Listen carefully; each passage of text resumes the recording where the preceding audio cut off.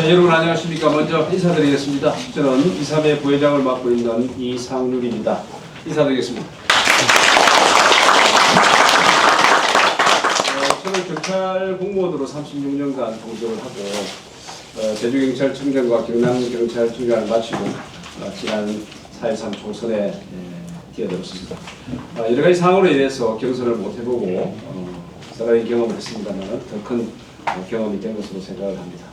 또 이를 계기로 이렇게 2·3회가 만들어져서 전국에서 정정한 우리 부모님들과 함께 만나게 돼서 더 기쁘게 생각합니다. 지난 4.13 총선 패배 이후에 전당대회를 거쳐 새로운 당대표가 선정이 됐습니다. 그러나 아직 우리 당은 방향이 제대로 잡지 못하고 좀 혼란스러운 면이 없지 않아 있습니다. 오늘 저희들이 준비한 긴급 토론회는 이런 측면에서 대단한 의미를 가진다고 생각을 합니다. 오늘 참석하신 분들을 간단히 소개해드리겠습니다. 먼저 오늘 토론 전략을 맡아주신 우리 고성국 박사님 소개해드리겠습니다. 큰 박수 부탁드립니다. 먼저 국민의힘 개혁과제에 관련해서 발제하실 원영석 변호사님. 예. 큰 박수입니다.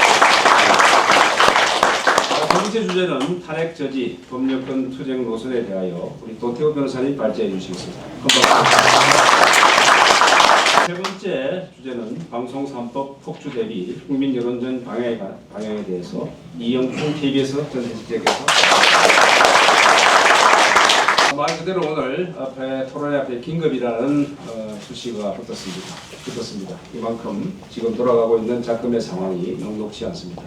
오늘 우리 2·3회에서 주최하는 이 작은 토론회가 비록 목소리가 적을지 몰라도 큰 울림을 가지는 토론회가 되리라고 믿습니다. 국기에 대한 경례를 하고 시작하도록 하겠습니다. 모두 일어서 주시기 바랍니다. 주악 없이 국기에 대한 경례만 하고 어뢰가 마치도록 하겠습니다. 국기에 대하여 경례! 바로 그럼 지금부터 2·3회 주최 긴급 토론회 국민의힘 혁신 방향과 탄핵 및 방송 4법 현안 점검에 대한 토론회를 시작하도록 하겠습니다. 2·3회 주최 긴급 토론회 국민의힘 혁신 방향과 탄핵 및 방송 4법 현안 점검에 대한 토론회를 시작하도록 하겠습니다. 우리 2·3회 회장이신 세종특별자치시 시당위원장 이준배 회장님의 한영사가 있겠습니다. 안녕하십니까. 우리 존경하는 2·3회 회원 여러분, 그리고 함께해 주시는 내 기린 여러분, 2·3회 회장을 맡고 있는 이준배라고 합니다.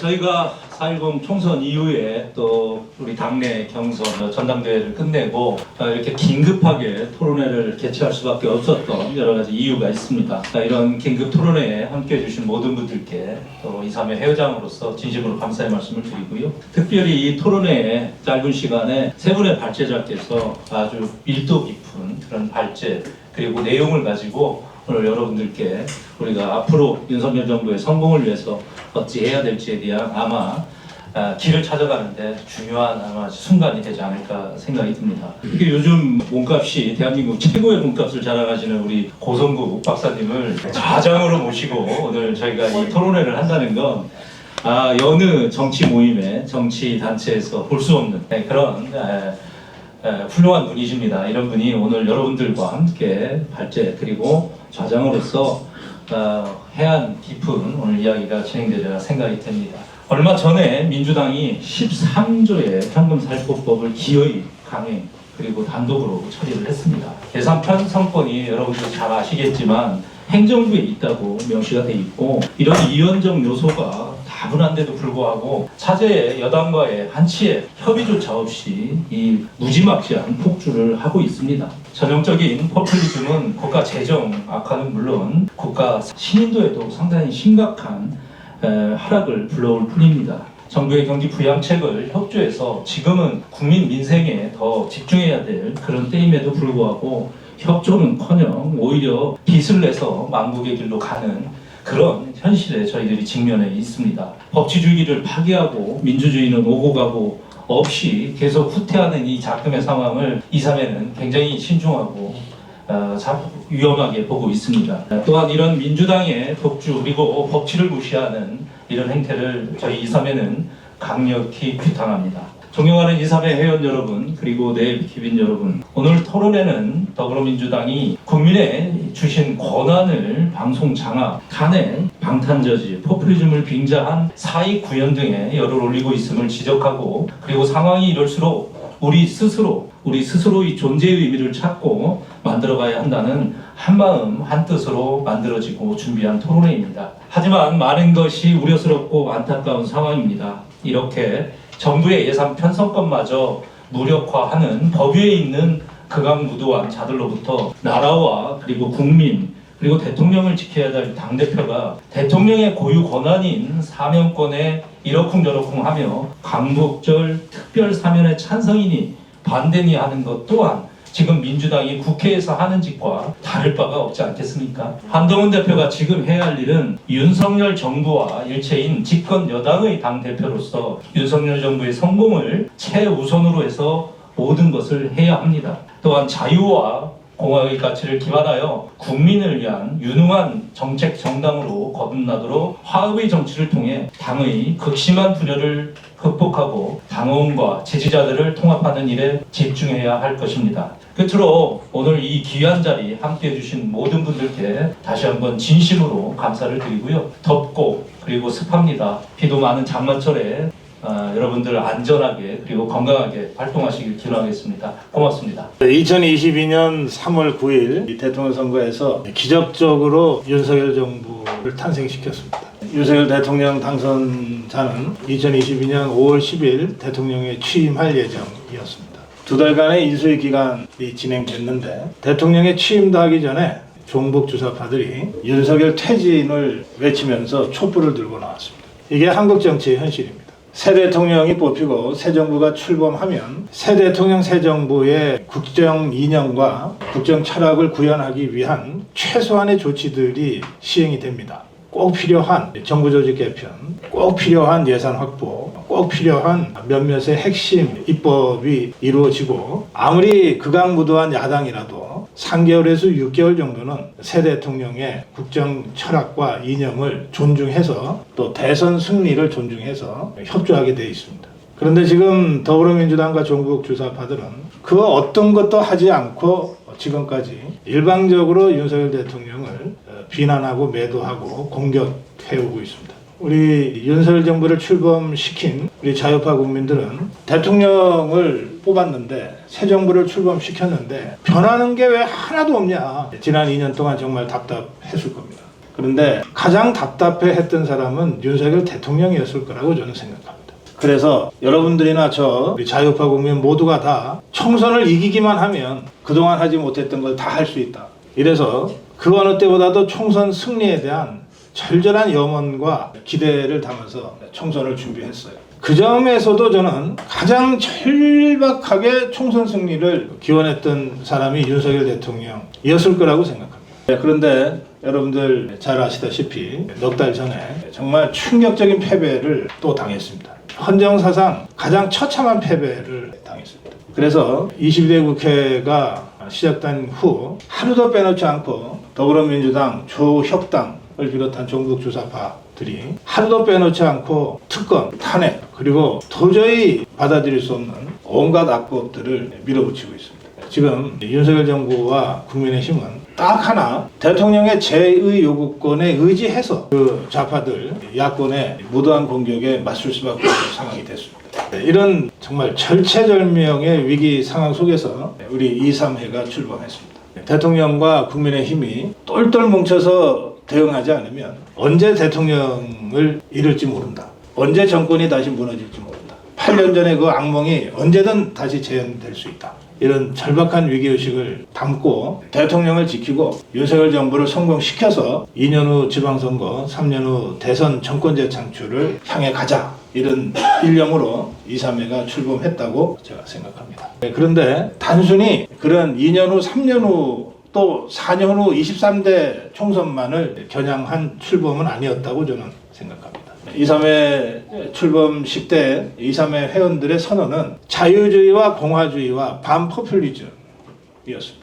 자유주의와 공화주의와 반포퓰리즘은 단지 2년 후 지방선거, 3년 후 대선, 4년 후 총선만을 위한 것이 아닙니다. 그것은 이 땅에서 자유주의를 부정하고 공화주의를 짓밟고 포퓰리즘으로 나라를 완전히 망치려고 하는 종북 주사파들과의 전면적 이념 전쟁의 최종적 궁극적 승리가 확실시 될 때까지 우리 자유우파가 견지해 나가야 될 정치 이념이자 철학이라고 저는 생각합니다. 국민의힘이 자유우파의 정치적 대표체는커녕 집권당의 역할, 최소한의 역할도 제대로 하지 못하는 상황에서 국민의힘 내부에 몸을 담고 있으면서도 지금의 상황을 이런 심각한 절체절명의 위기로 인식하고 지금이라도 자유주의와 공화주의와 반포퓰리즘을 전면적으로 내세우는 새로운 진정한 자유우파 개혁 정치를 하겠다고 용감하게 당당하게 선언한 2.3회의 용기와 행동에 대해서 적극 지지하면서 격려의 박수를 보내고 싶습니다. 네, 오늘 자리는 그 2.3회의 첫 번째 토론회입니다. 주제 자체가 매우 심각하고 또 이준배 회장의 인사말에서 국민의힘의 세종시당위원장인데 한동훈 대표의 잘못을 용서 없이 지적하는 담대함을 보여주셔서 제가 이러다가 2.3회 회원들 정치적으로 심각한 불이익을 당할지도 모르겠다는 걱정도 들지만 그러나 여러분들이 어떤 어려운 상황에 처하든 감히 말씀드리건대 우리 자유파 국민들이 여러분들을 든든하게 지켜주고 튼튼하게 지지해 줄 것이라고 확신합니다. 오늘 세 분의 중요한 발제가 준비되어 있는데 이제 원영석 회원의 첫 번째 발표를 박수로 청해서 듣겠습니다. 반갑습니다. 안녕하세요. 원영석 변호사입니다. 정말 만나서 반갑습니다. 이렇게 좋은 자리에 국민의힘의 개혁과제라는 주제로 제가 세미나를 하게 돼서 정말 감사드리고 영광이라고 생각을 하고 있습니다. 제가 이번에 그 개혁과제라는 큰 어젠더를 가지고 어떻게 접근할지에 대해서 사실 굉장히 고민을 많이 했습니다. 그래서 작은 그 소주제를 몇 가지를 생각을 하고 있었는데 제일 처음 이제 여의도 연구원의 개혁, 그리고 당원 교육, 유튜브 진지전, 공천 개혁, 그리고 당원 이상 제고 이런 것들을 한참 생각하다가 이거를 다 강의하면 하루 종일 다 해도 힘들겠구나. 그때 주어진 시간이 한 15분 정도 10분이라고 하셔가지고 일단 여의도 연구원 개혁을 중심으로 빨리 제가 그 토론을 하는 걸로 그렇게 정했습니다. 근데 여의도 연구원 개혁이라고 하지만 이 여의도 연구원 원장하고 사실은 관련이 있는 건 아니에요. 무슨 말이냐면 제가 이 발제를 정하고 발제 준비하고 있었을 때는 이미 여의도 연구원 원장을 유임한다라는 발표가 났을 상황입니다. 그래서 뭐 그거와는 상관없이 준비를 하는데 갑자기 또 미정이 돼 버렸어요. 그러면서 기존의 원장이 결국 다시 유임되지 않는 걸로 결정이 났는데 지금 이거는 그런 거와 떠나서 이제 그동안 제가 여의도 연구원을 10년 동안 당원 생활하면서 바라봤던 그런 문제점을 한번 같이 이렇게 고민을 해보자는 차원에서 말씀을 드리는 겁니다. 근데 우리가 여의도 연구원의 개혁이라고 이야기를 하잖아요. 근데 그 개혁의 방향이 어떻게 돼야 될까 많은 분들이 또 생각을 하세요. 언론에도 많이 나오는데 인력을 충원하자. 그동안에 뭐 인력이 인사 문제나 이런 게 있었다. 아니면 편제를 재정립하자. 이번에 한동훈 위원장이 뭐 3개 파트로 나눠서 하는 것도 원래 하던 일들을 그룹핑을 다시 하는 거예요. 그룹핑해서 그냥 이런 3가지 그룹으로 나누자라는 거지 거기에서 뭐가 달라지는 건 아니거든요. 그리고 뭐 인력을 고급화하자. 뭐 박사 수요자가 몇 명이냐, 박사학위 있느냐, 석사학위 있느냐, 그럼 연구 경력 있느냐. 그런 개인의 자질의 문제 이런 쪽으로 많이 집중을 하는데 근데 그런 문제들은 결국에는 뭐냐면 어떻게 연구 결과를 내느냐는 거예요. 어떤 이슈가 터졌을 때 그 이슈를 연구를 어떻게 하지? 그러면 그 사람이 뭐 박사가 없어서 좀 문제인가? 우리가 편제가 정교하지 않아서 문제인가? 사람 수가 적어서 문제인 건가? 근데 여러분들이 생각을 해보셔야 되는 게 여의도 연구원의 인력 구조는 외부에서 바꾸기가 굉장히 힘든 이유가 있어요. 왜냐하면 정부에서 나오는 연구소의 재정이라는 게 정해져 있습니다. 근데 뭐 여의도 연구원이 무슨 설비가 있는 것도 아니고 아무것도 없는데 다 인건비로 쓰거든요. 근데 정부에서 주는 돈, 뭐 보조금이라든지 그런 것들이 기본적으로 정해져 있는 상태에서 여기서 아주 특별하게 대단한 인력 충원이나 인력 개선을 한다는 건 현실적으로 불가능해요. 그러면 그게 무슨 이야기냐? 사실 어떤 방법론으로서 개혁하기가 어려운 이야기를 그냥 하는 겁니다. 10명이 있는데 우리가 15명이 없어서 문제다. 15명이 있는데 우리가 20명이 없어서 문제다. 이런 문제점을 지적하는 거니까 그게 저는 적절한 개혁 방안은 아니라는 거죠. 이 개혁이라는 거는 그 인건비라는 거에 한도가 있다는 걸 전제로 그 전제해서 우리가 어떻게 개혁할 수 있느냐에 대한 개혁이 돼야 되고 그리고 아까 말씀드린 그런 대부분의 인력 충원, 편제 재정, 인력 고급화 이런 것들이 어떻게 연구 결과를 내느냐에 집중을 하는 거예요. 근데 연구 결과를 내는 방식의 문제다? 저는 그렇게 생각하진 않아요. 우리가 육하원칙이라는 게 있죠. 누가 언제 어디서 어떻게 왜 무엇을 하느냐. 근데 여기서 집중해야 될 건 어떻게가 아니라 무엇이에요. 무엇. 우리가 무엇을 연구하느냐. 여의도 연구원은 연구원이라는 이름을 달고 있잖아요. 그 뭘 연구한다라는 거에 대한 그런 어떤 그 무엇에 대한 그룹이 있어야 돼요. 그 무엇에 대한 그룹이 있어야만 그걸 가지고 이제 뭐 여의도 연구원이 가지고 있는 핵심적인 기능 중에 하나가 여론조사 기능이죠. 여론조사를 한다는 것도 결국 무엇을 이게 여러분 어떻게 생각하세요를 물어보는 거지. 그러면 무엇이라는 게 먼저 선제적으로 정립이 돼 있어야 됩니다. 근데 우리는 항상 무엇이 정립이 안 돼 있다 보니 여론조사라는 것도 공천 시즌 뭐 특히 뭐 선거 시즌에 인물을 떼고 이 사람 잘 될 것 같아요 안 될 것 같아요를 물어보는 거에 그게만 맥락이 집중돼 있는 거예요. 근데 그런 것들을 못 해가지고 여의도 연구원이 문제냐, 여의도 연구원이 개혁 대상이냐 그렇게 말하는 건 아니잖아요. 그래서 지금 여의도 연구원의 개혁은 결국 어떻게 연구 결과를 내느냐가 아니라 무엇을 연구하느냐입니다. 근데 그 무엇을 연구하느냐도 이게 간단한 문제가 아니라고요. 그 뭘 연구하죠? 진짜 뭘 연구하죠? 여러분 생각나는 연구, 여의도 연구원에서 이런 연구 했었으면 좋겠다라고 생각나는 연구가 있으신가요? 근데 다시 말하지만 이 무엇이라는 걸 찾아내는 과정은 아까도 말씀드렸다시피 어떻게에 대한 해답이 아니에요. 그러니까 무엇을 연구하느냐고 그것은 답을 내는 게 아니라 질문을 잘해야 됩니다. 누군가가 난 지금 이게 궁금해. 이게 어떻게 되는지 흘러가는지가 궁금해. 이게 도대체 어떤 정치적인 의미가 있고 뭐가 있는지 굉장히 궁금해. 그 궁금함이 여의도 연구원으로 전달이 돼야 돼요. 그러면 거기서 여의도 연구원이 그러면 그것을 우리가 연구를 해볼게요가 되는 거죠. 그러니까 질문이 만들어지고 그 질문이 여의도 연구원에 제대로 전달이 되고 있느냐. 결국 여의도 연구원의 개혁의 방향은 답이 아니라 질문에 있다. 그리고 더 정확하게는 좋은 질문을 찾는 거예요. 좋은 질문을 찾는 시스템이 마련이 돼야 그러면 거기에 대한 답을 만들어 나가는 거 그 다음에 하는 겁니다. 여의도 연구원 혼자서의 인력으로 부족하다? 그러면 국회의원들도 있고 다른 국회의원들의 보좌진도 있고 다른 학술단체들도 있고 이게 아웃소싱으로 퍼져나가는 얼마든지 그룹들이 있고 심지어 지금은 여당이잖아요. 그러면 정부의 어떤 그 문제화 시켜가지고 이거를 또 풀어나갈 수가 있어요. 근데 좋은 질문이 없다고 한다면 좋은 답이 있을 수 없습니다. 좋은 질문 속에 항상 좋은 답이 있는 거죠. 그러다 보니까 우리가 해야 될 거는 질문이라는 거, 생각이라는 거, 이 유통구조, 연구원으로 흘러가는 이 유통구조를 고도화시켜야 될 필요가 있어요. 근데 제가 그 당협위원장 생활도 해봤고 조직부총장 생활도 해봤고 당에서 뭐 이런저런 시도당이든 어디든 당직을 맡아봤는데 어떤 질문이 여의도 연구원에 가는 그 전달 체계가 없어요. 현역 의원들은 있을까? 제가 현역은 안 해봤으니까 국회의원이 되면 그게 따로 있는지는 모르겠는데 제가 알고 있기로는 없는 걸로 알고 있어요. 그러니까 어떤 이 당원들이 가진 생각 아니면 잠재적인 출마자들이 가지고 있는 생각 그리고 당의 고위 당직자들이 가지고 있는 생각이 그게 무엇이든지 간에 그 생각이 여의도 연구원에 전달이 안 되는 거예요. 전달이 안 되는데 거기서 무엇을 연구하는 거예요? 무엇을 연구할지가 확정이 안 되는데 어떻게 연구하고 인력 보충하고 이런 게 다 무슨 소용이 있냐는 거예요. 그래서 지금 그게 하루 이틀 있었던 문제가 아니고 거의 하루 있었던 문제는 아니고 거의 10년 동안 제가 입당해가지고 지금까지 본 적은 없어요. 혹시라도 누군가가 그게 사실 있어 이런 거야라고 말씀해 주실 분이 있으면 언제든지 저한테 좀 반론을 제기해 주시길 바랍니다. 그래서 그러면 질문의 유통구조는 지금은 거의 없는 상태다. 그 생각의 유통구조라는 게 거의 없는 상태라는 말씀을 드리고 결국에는 우리가 인터넷 게시판이다.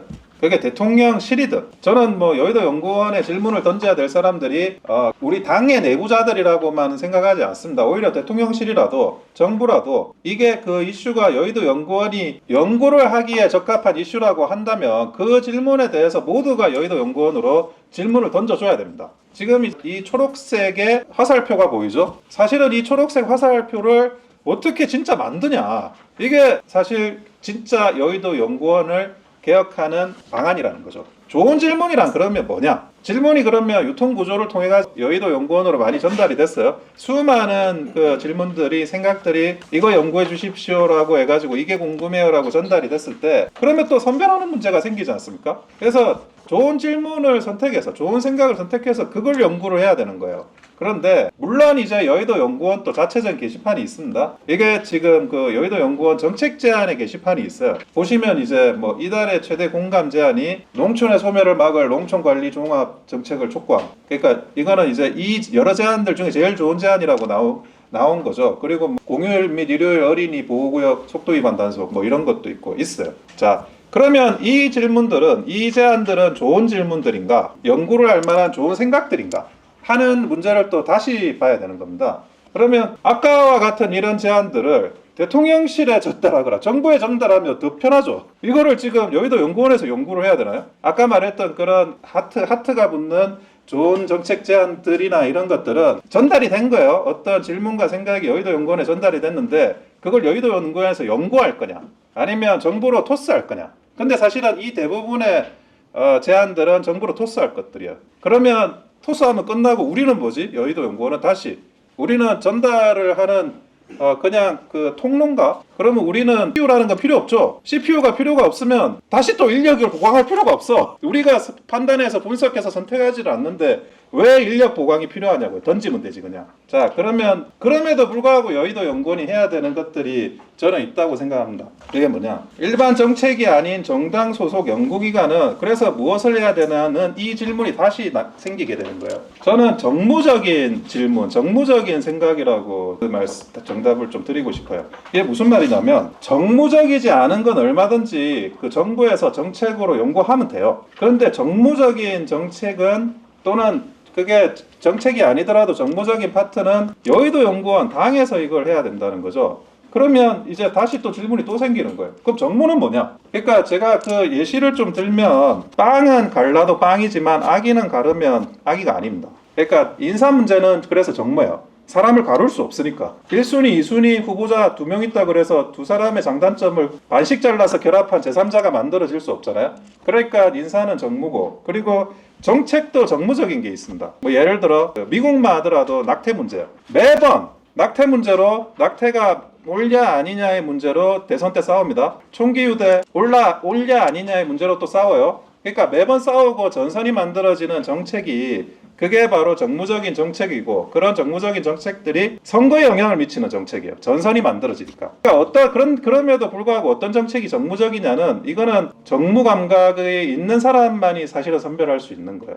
제가 이거를 감각이라고 우리가 정부 감각이라고 표현하는 거는 배워서 내가 공부한다고 이거를 분별하는 게 굉장히 어렵다는 거예요. 무엇이 정무적인 거냐. 타고나는 시각도 어느 정도 있기 때문에 이 부분에 대해서는 정부가 할 수 없기 때문에 그걸 여의도 연구원에서 해야 된다는 거죠. 그래서 그 부분에 대한 정무적인 질문에 답을 내는 거 이게 여의도 연구원의 가장 이제 필요한 부분이다. 그런데 그거를 이제 발굴하고 분석을 하는 겁니다. 그게 예를 들어 김포시 서울 편입 같은 그런 정책은 굉장히 정무적인 정책이었어요. 정무적인 정책이었고 이건 좋았는데 제가 볼 때 근데 그거를 이제 당에서 선거에 호재로 활용하는 데는 좀 부족했다고 생각을 합니다. 다만 그렇지만 이 이슈를 발굴해가지고 만들어서 프로포즈 한 것까지는 좋았어요. 그걸 다시 선거에 영향력을 미치는 단계로 연결하는 게 약했는데 저는 이거 자체는 좋았다는 생각이고 그러니까 저는 대통령실 정부와 그리고 정당의 여영과 그리고 저는 국민 일반도 있지만 결국 이제 선거에서 내가 당선되느냐 못 되느냐 공천을 받느냐 못 받느냐로 고민하는 잠재적 선거 출마자들이 이 질문의 생산자가 돼야 된다고 생각을 들어요. 그런 질문이 정당이나 여의도 연구원으로 전달이 되고 그게 다시 대통령실이나 정부로 다시 이렇게 토스도 되면서 그리고 협조가 되고 그러다 보면 다시 국민께 돌아가는 게 아닌가라는 생각을 하게 되는 겁니다. 근데 제가 여기까지 여의도 연구원이에요. 그리고 그 다음에 제가 추가적으로 이제 PPT를 만들었는데 이게 뭐죠? 이게 지금 그 앵무족의 나선 구조죠. 나선 구조의 아트입니다. 이게. 그리고 이건 뭐죠? 고사리예요. 나뭇잎이 이제 만들어지는 구조고. 그리고 이거는 눈꽃송이입니다. 눈꽃송이가 여기서 보면 이제 좌측 우측에 이 그림이 뭐냐, 눈꽃송이를 굉장히 정밀하게 다시 살펴본 거예요. 자, 이 세 가지 그림이 의미하는 바가 뭐냐면 프랙탈 이론이라고요. 프랙탈은 부분이 전체를 담는다는 거죠. 그게 이제 오늘날 안테나 기술이나 그런 공학 기술에 다 쓰이고 있는데 이게 무슨 말이냐? 자, 제가 지금 여의도 연구원이 이래서 문제라고 막 이야기를 했죠. 거기에 국민의힘이라는 단어를 그 안에 집어넣으면 이거는 틀린 말일까요?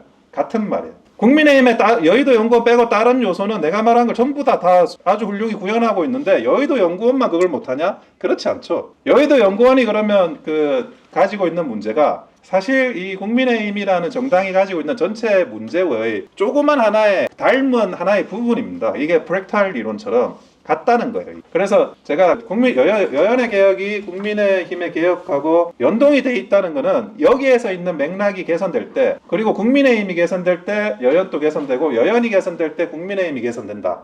이런 차원으로 제가 여연의 개혁 방향을 기초로 한 국민의힘의 개혁 방안을 제안드린 겁니다. 이상 원영석 변호사였습니다. 감사합니다.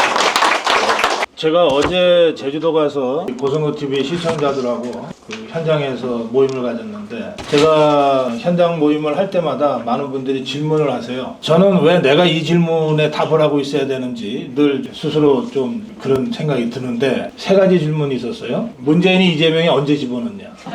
아니, 우리 자유우파 국민들 제일 궁금한 질문을 어디다가 합니까? 당에다 할 거 아니에요. 대답을 안 해주니까, 정부에다 하는데 안 해주니까 고성국이 같은 일개 유튜버한테 질문을 하는 겁니다. 두 번째 질문은 왜 국민의힘과 대통령실과 정부는 그렇게 선전선동을 그렇게 형편없이 못하냐? 왜 이렇게 선전을 못하냐? 왜 이렇게 홍보를 못하냐? 어떻게 해야 잘할 수 있냐? 우리도 종북주사파들처럼 모임에 나가서 막 떠들고 싶은데 뭘 갖고 어떻게 떠들면 되는지 왜 아무도 안 가르쳐주냐? 우리가 어디 학원에 등록이라도 해서 배우랴? 이런 질문이 두 번째 질문이에요. 그다음에 세 번째 질문은 3년 후 대선 정권 재창출하려면 우리 지금 뭐 해야 되냐? 이 질문입니다. 왜 정말로 중요한 핵심적인 질문을 일개 유튜브가 맨날 답변하고 다녀야 됩니까? 답변해 보세요. 그 정도로 질문과 생각에 당으로 흘러가는 유통구조가 망가졌다는 생각. 이 주제 잠시 후에 여러분들하고 토론을 한번 해보겠습니다. 자, 우리 원영석 회원의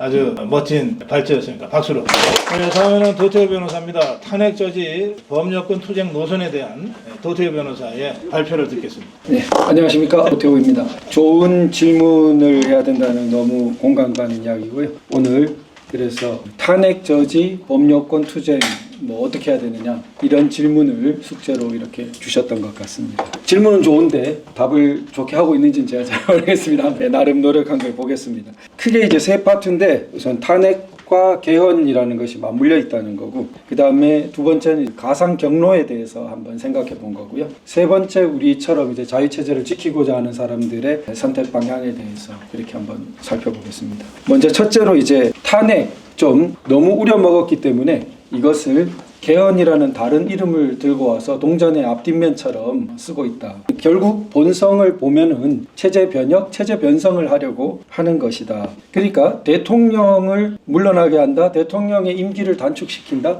그거는 사실은 완전한 새 시대가 열렸다, 대전환이 열렸다, 이젠 전혀 다른 나라가 됐다, 이런 것을 하기 위한 전제라는 거죠. 그래서 지금 이제 걱정은 여당 내에 탄핵 부분은 학습 효과가 있기 때문에 상당히 드러내놓고 찬성한다는 말을 하기 주저합니다.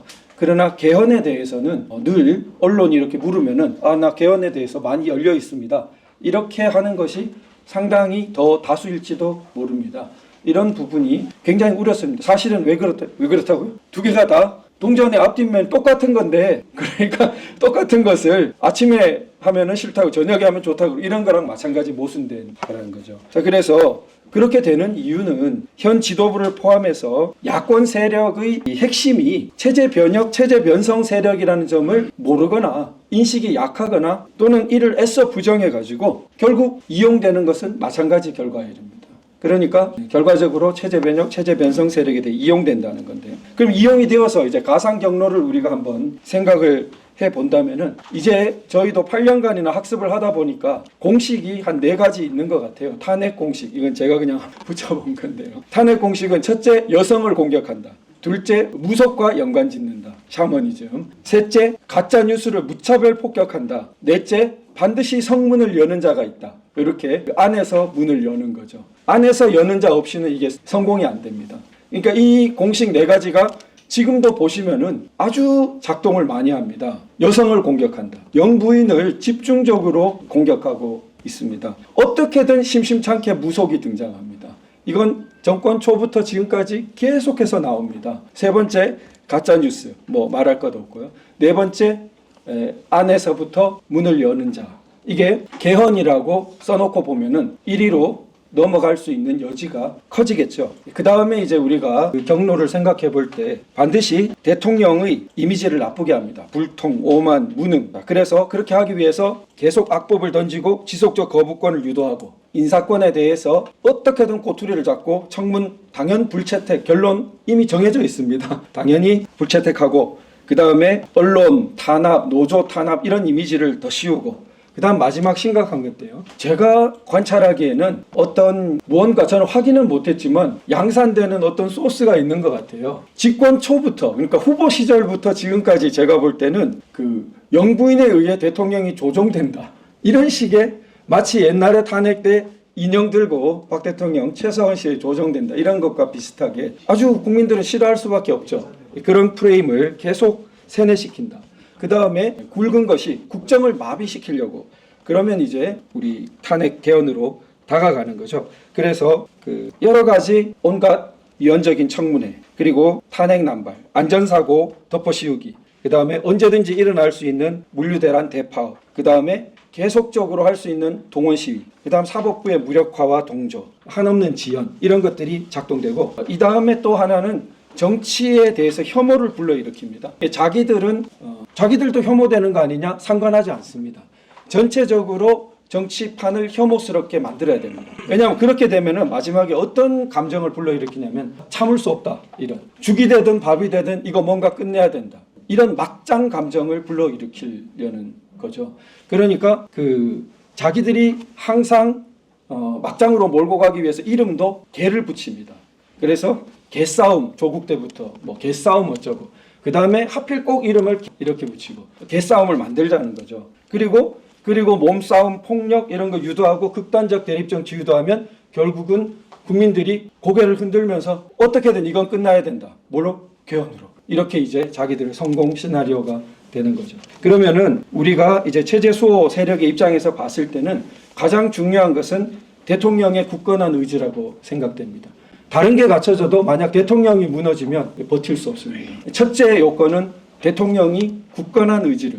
그래서 무슨 수가 있더라도 비정상적 임기 단축 물러나면 안 됩니다. 무슨 수가 있더라도 헌정을 지키기 위해서 정해진 날짜까지 다시는 이 비정상적 정권 교체를 주면 안 된다. 그런 심각한 잘못을 범할 대통령도 아닐 것이고 그렇기 때문에 끝까지 흔들리지 말고 이 임기를 지키고 정해진 날짜에 물러나야 된다는 굳은 의지가 필요하고 그 다음에 대통령이 아무리 굳은 의지를 가져도 제일 흔들 수 있는 것이 여당입니다. 그래서 대통령을 1차적으로 둘러싸고 있는 이 여당의 동요하고 분열하는 것을 어떻게 막을 것인가. 그래서 우리가 계속 이 2.3회와 같은 준제도권 그리고 또 시민사회 풀뿌리에서 지속적으로 견제하고 여론을 환기해야 되겠다. 그리고 이건 만에 하나입니다. 만에 하나 어떤 정말 갈림길이 온다면은 반드시 일부가 남아서라도 대통령과 보조를 함께 맞춰야 된다. 마치 이순신의 12척의 배처럼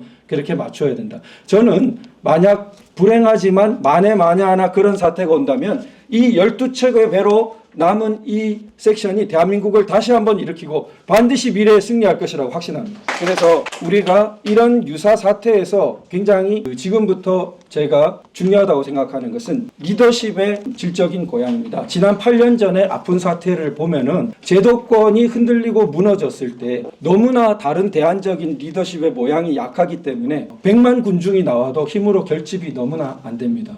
더 작은 수의 군중 집회를 하는 자들을 당해낼 수가 없었다고 생각됩니다. 그래서 이런 사태를 막기 위해서라도 우리가 이 2.3회 그래서 굉장히 중요하다고 생각되고요. 전체적으로 우리의 리더십을, 바른 방향을 향하는 사람들의 리더십을 질적으로 고양시키고 체계적으로 조직하는 노력이 중요하다고 생각됩니다. 감사합니다. 저는 오늘 방금 우리 박사님이 말씀하셨던 선전에 대해서 좀 이야기를 하겠습니다. 선전. 영어로 하면 프로파간다입니다. 저는 서울에 집이 서대문에 있습니다. 지하철 버스 탈 때마다 횡단보도를 하나 건너야 되는데 그 건널 때마다 내가 미치겠습니다. 정말. 진보당, 민주당 현수막은 매일 걸려있고 또 내용이 바뀌어요. 국민의힘 현수막은 없어요. 그리고 간만에 하나 걸렸는데 하나만한 소리 합니다. 정말 옹자왈 맹자왈 같은. 그래서 저는 항상 이 정당 현수막을 보면서 저 현수막 만드는 저 자식 저거 누구야? 확 그냥 가서 그냥 꿀밤을 때려주고 싶어요. 고민은 안 하는 거죠, 고민을. 제가 그래서 그런 문제의식을 현장에서 저는 가지고 있습니다. 자, 제가 이 선전의 어떤 중요성, 그것 때문에 이제 방송사법을 제가 먼저 간략하게 설명을 드리고 제가 현장에서 만났던 현수막에 대해서 좀 설명을 드릴게요. 이 방송사법, 민주당이 왜 저렇게 방송사법, 방송3법 이렇게 하시는지 아세요? 방송을 장악해야 여론을 주도할 수 있고 여론을 주도해야 한 사람이 한마디를 해도 그게 쫙 퍼질 수 있기 때문에 그렇습니다. 그래서 세계 정당사를 보면 항상 소수 세력이었던 좌파들은 미디어를 어떻게 장악하느냐 여기에 엄청나게 공을 들입니다. 여러분 우리가 잘 아는 중국의 인민일보 있죠. 인민일보가 사주가 누구예요? 중국 공산당입니다. 그래서 인민일보 보고 중국의 언론이라고 하는 사람 그 무식한 사람입니다. 그 언론 아닙니다. 그거는 언론은 국가 권력을 감시 견제 비판하는 저널리즘 기능이 있어야 되는데 중국에는 그런 거 없습니다. 다 매체입니다, 매체. 자, 지금 민주당이 추진하고자 하는 저 방송 3법은 KBS, MBC, EBS를 민주당 또는 친민노총 언론이 아니라 매체로 만들려고 하는 법입니다. 쉽게 말씀드리면 뭐 이사를 어떻게 일반인들 잘 모르잖아요. 악마는 디테일이 있어요, 여러분. 그러니까 여기에 전문가들이 붙어 있는 거지. 이 법안을 만드는 이 세력들이 전문가들이 붙어 있는 거예요. 어떻게 하면 자기들이 여당이 됐을 때는 계속 공중파를 활용해 먹고 야당이 되어도 지배할 수 있도록 만들자는 법이 이 법입니다. 쉽게 이야기하면 저기 뭐 내용 많은데 제가 이런 이야기하면 점심 드시고 와서 졸음이 오실 것 같아서 제가 쉽게 말씀드리는 겁니다. 저 의결 정족수 요거 말씀드릴게요. 지금 KBS 이사가 11명인데요. 이 사람들이 사장 후보를 뽑습니다. 추천해서 대통령한테 보내면 대통령이 제거합니다. 이걸 21명으로 늘리는데 10명을 지금 늘잖아요. 그럼 뭐라고 데코레이션을 하냐면은 정당 몫의 정치적 후견주의가 줄어듭니다. 10명이 더 늘어나고 정당에서 추천하는 몫이 줄어들기 때문에 시민사회단체의 의견이 더 수렴될 수 있습니다. 라고 나이브하게 말씀드린 구라를 치는 거예요. 이것들이. 예? 근데 거기에 누가 들어가냐? 전부 자기 편들이 들어가요. 자기 편들이. 민노총을 지지하는 학자들. 그러니까 그 사람들이 어떤 사람들을 사장으로 뽑겠어요? 자기 편 뽑는 거지. 넘깁시다. 자, 국민의힘에서도 이런 시작합니다. 여기 보면 21명의 이사들이 어떻게 되느냐. 그 방송 현업자들이 이사를 추천한다고 되어 있어요. PD연합회 2명, 뭐 기자연합회 2명, 기술인연합회 2명, 이렇게 6명 추천하는데 거기 보면 전부 얘들이 민노총 이중대입니다. 이게 무슨 법이냐고. 자, 넘어가시죠. 자, 그런데 보세요. 문재인이 집권했을 때 2017년 5월 집권했잖아요. 8월 달에 이 TV조선 보도입니다. 이 보도가 왜 나오냐면 민주당이 2017년 8월에 공영방송 장악 문건을 의원 워크숍에서 배부하다가 이게 들통이 나요. 조선일보에 폭로가 돼가지고 월간 조선이 크게 납니다. 그 내용을 보면 자기들이 집권하기 전, 그러니까 박근혜 정권 시절에 자기들이 야당이었을 때 원내대표였던 박홍근이라는 자가 박홍근 법안을 만들어요. 거기 보면은 야당 추천 이사 수가 적으니까 야당 추천 이사 한두 명이 승낙을 해줘야 여당 추천 이사들이 추진하려고 하는 그 사장을 뽑는다. 그래서 특별 다수제라고 자기들이 만들었다니까요, 야당 때. 그런데 문재인이 딱 집권하고 나서 자, 그러면 특별 다수제로 사장 뽑아야 되는 거 아닙니까? 라고 하니까 문재인이 딱 저런 이야기 합니다. 공영방송 사장 선출 시 제적이사 3분의 2 찬성하면 소신 있는 인물이 사장으로 선임되기 힘들지 않겠어요? 이렇게 이야기합니다. 입 싹 닫아버려요. 이 자들이 원래 이런 자들입니다. 그래서 그때는 또 현행법으로 뽑아요. 근데 지금 자기들이 지금 야당 됐죠? 또 법 바꾸자고 하는 거예요. 똑같은 거예요. 지난번 이진숙 청문회에서도 가서 저도 뭐 그런 이야기 했지만은 제발 좀 법 좀 제대로 좀 만들어 주면 좋겠다. 자, 그래서 좌파 정당이 미디어를 어떻게 장악하겠냐고 하는 것은 자기들이 여당이 되었을 때는 유리한 대로 써먹고 야당이 될 것을 대비해서 또 법을 바꾸는 거예요. 왜 이렇게 하냐 이거예요. 근데 지금 국민의힘이 답답한 건 이겁니다. 야당이 지금 그 점을 지적하는데 야, 그럼 너희들도 좀 대안을 내놔봐라. 대안을. 자기들은 새로운 대안을 냈으니까 너희들도 새로운 패를 근데 이걸 못 내놓고 있습니다. 답답합니다. 이거 제가 봐도 여의도 연구 많아요. 연구 안 하고 야당할 때 그럼 여당할 때 연구를 해서 저 민주당이 이런 식으로 나올 것이라고 생각하고 공영방송 사전 추천 이사 선임하는 연구를 해놔야 될 거예요. 그러니까 우리가 맨날 있지 않습니까? 남대문 시장에 가서 물건 사진 않잖아요. 때로는 이마트도 가지 않습니까? 그러면 항상 플랜 B를 준비하는데 이 준비가 없어요. 즉 고민을 안 한다는 소리지. 자, 그래서 이 미디어가 얼마나 중요한지 아시겠죠? 그러니까 우파 정당이 미디어에 대해서 이렇게 무감각하게 하면 정권을 뺏기는 게 당연합니다. 혼자 떠들면 뭐하냐고 혼자. 이불 안에서 만세 부르면 그 혼자 정신승리하는 거지. 내가 한마디 하면 이게 조직적으로 쫙 퍼져서 많은 사람이 인식하고 같이 동조할 수 있는 그게 여론 형성이잖아요. 그걸 못한다고요. 지금 사실 그 박근혜 정부 때만 해도 KBS, MBC 매체에서 대통령이 해외 순방하고 이러면 1시간짜리 토론 프로다고 막 그랬습니다. 지금 그런 거 합니까? 안 하죠. 왜? 지금 뭐 안에 지고 있는 것들이 민노총이 해주기 싫은 거지. 문재인 대통령이 판문점 갔다 어떻게 했어요? 그때 난리를 쳤잖아. 프레스룸 만들어 놓고 대한민국 기자라는 자들이 대통령이 잠시 김정은 손에 이끌려서 북쪽으로 가는데도 그거 보고 와 이러면서 박수 쳤다고요. 그래서 통일됐나? 핵무기가 없어졌나? 이게 바로 미디어 선전선동의 효과라는 겁니다. 여기에 대한 대안을 마련해 놓지 않으면은 언제든지 정권은 뺏길 수가 있어요. 자, 그러면 이제 현수막으로 바로 들어갑시다.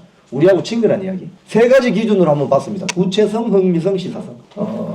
정당 현수막은 이 게재할 수 있는 법이 바뀌었습니다. 한 동네에 2개씩. 그 처음에 하니까 너무 많이 게재가 돼가지고 문제가 많다 해서 읍면동별로 2개씩 이내로 제한하게 되어 있습니다. 그러면 이 말은 무슨 말이냐? 물량 공세를 안 해도 되니까 정확한 걸 갖다가 2개를 딱 꼽으면 좋다는 거죠. 그래서 스킬이 필요합니다. 오상중 단장께서 유심히 보시는데 진짜 잘 뽑거든요. 현수막 핵심을. 3개의 현수막이 있습니다. 1번은 국민의힘, 2번은 민주당, 3번은 뭐 진보당이나 이런 것 같습니다. 자, 여러분이 보실 때 어느 현수막이 눈에 쏙 들어옵니까? 한번 이야기해 보세요. 2번? 1번 눈에 들어옵니까? 안 들어옵니까? 안 들어오죠. 민생 추상적인 이야기 하지 마라 이거예요. 이런 거는 공자왈 맹자라는 이야기라고.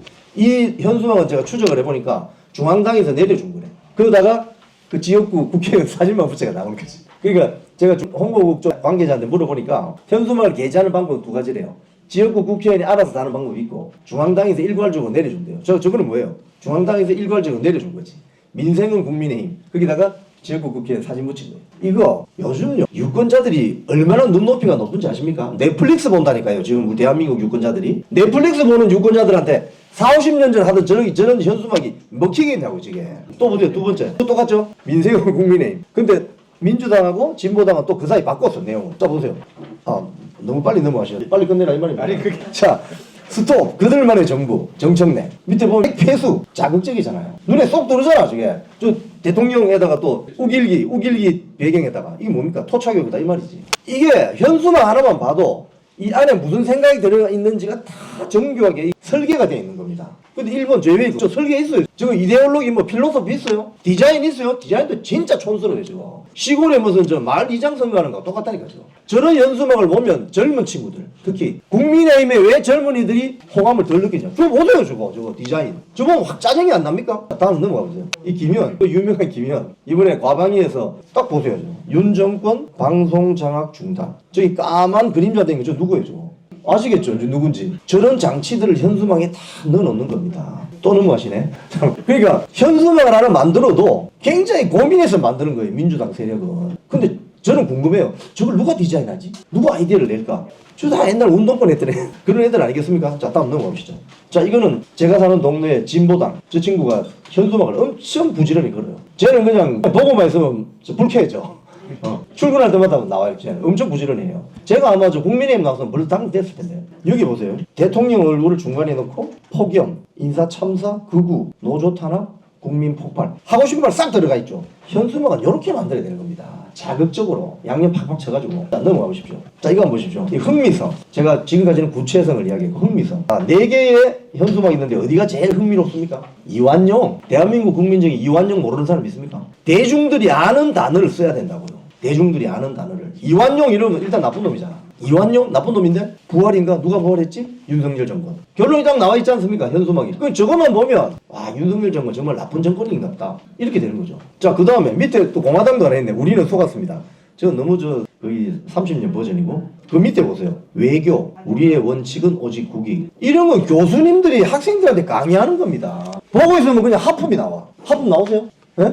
이거 보면서 막 충격이 옵니까?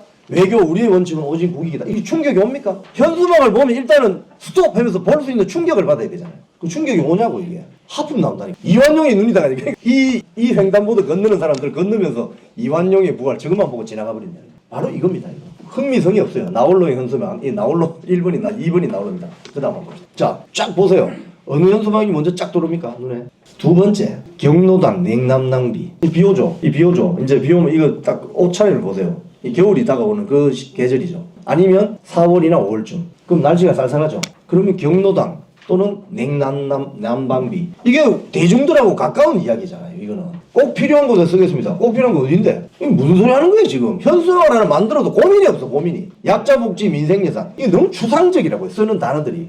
이거 누가 만들겠어요? 제가 봤을 때는 누가 만들겠어요? 이런 현수막. 아이디어를 누가 내겠냐고요. 이거 이 참 죄송한 말이지만 입사했거나 조직에 들어온 지 한 30년 넘은 사람들이 만들고 있는 거예요. 고민이 없는 사람들. 얼굴 가만히 있으면 나온 사람들. 정말 짜증납니다. 이거 보고 있으면. 자, 또 한번 넘어가 보시죠. 자, 3개의 현수막이 있습니다. 어느 게 눈에 딱 들어옵니까? 어느 제품이 눈에 딱 들어옵니까? 먼 게. 그런 이야기 있습니다. 수사기관이, 특히 옛날에 제가 군 수사기관이 사건 기록 조작할 때, 예를 들면 구타를 당해서 어느 누가 사망했다. 예를 들자면. 그럼 예를 들자면 영화에 나오는 이야기입니다. 우리 군이 그렇다는 게 아니고요. 사건 조작할 때 어떻게 하는 기법이 있느냐. 꿀밤을 때렸는데 갑자기 잤어요. 이러면 사람들이 뭘 기억하죠? 꿀밤을 기억합니다. 꿀밤한테 맞고 죽었다 이야기지. 그러니까 우리의 뇌를 충격을 줘서 연상하는 단어를 잘 쓴다. 선전선동하는 자들은. 저기 보면 멍게가 눈에 잘 들어옵니까? 거짓 선동 이런 게 잘 들어옵니까? 멍게가 눈에 잘 들었죠. 그래서 지금 민주당이나 좌파 정당의 현수막들은 딱 보면은 눈에 쏙 들어오는 단어를 쓴다 이거예요. 외교는 너무 어렵잖아요. 공부하는 교수님들 하는 소리라니까요. 그런 거는. 자, 또 넘어가 보시죠. 자, 이건 어디 충청 지역이라는데 여기 보시면은 현수막이 많습니다. 김건희를 수사하라. 이거 민주당이고. 민생 위해 일합시다. 우리 일 좀 안 하면 안 됩니까? 맨날 일만 해. 국민이 소야? 국민은 맨날 막 근면해야 되고 성실해야 되고 일만 해야 돼? 이러니까 보는 순간 그냥 확 질려버리는 거예요. 짜장면 먹으러 갔는데 거기다가 식용유 더 들이붓는 그거하고 똑같은 거예요. 보는 순간 그냥 확 질려버리는 거죠. 그러면 김건희 수사하라. 그럼 김건희에 대한 영부인에 대한 반감을 계속 불러일으키는 거죠. 오른쪽 검사 독재. 국민이 두렵지 않은가? 검사 독재 이런 말도 만들어내잖아요. 이게 원래 원조가 뭡니까? 군부 독재였잖아요. 원조가 군부 독재잖아요. 근데 이걸 군부를 검사로 바꾼 거죠. 이런 식이죠. 곽상도 50억 이것도 눈에 잘 들어오잖아요. 이런 식이라는 거예요. 눈에 잘 들어오는 말을 쓴다. 이거. 저 보세요. 저 밑에 지킵니다. 뭘 지키는데? 맨날 지키고 맨날 일하고. 그러니까 젊은 애들이 실하게 돼 있어요. 이거 국민의힘 현수막은 보는 순간 그냥 식상하고 굉장히 나를 만나면 일만 시키고 빼먹을 것 같기만 하고 주는 건 없고 이렇게 느낀다니까요. 색깔도 막 너무 촌스러워요. 뻘겋게 해가지고 색깔도 있잖아요. 저는 이 시각 전문가는 아닙니다만은 BBC 스튜디오가 쓰는 빨간색이 있습니다. 저 빨간색은 그냥 산티라는 빨간색이고 로얄 레드가 있어요. 로얄 레드.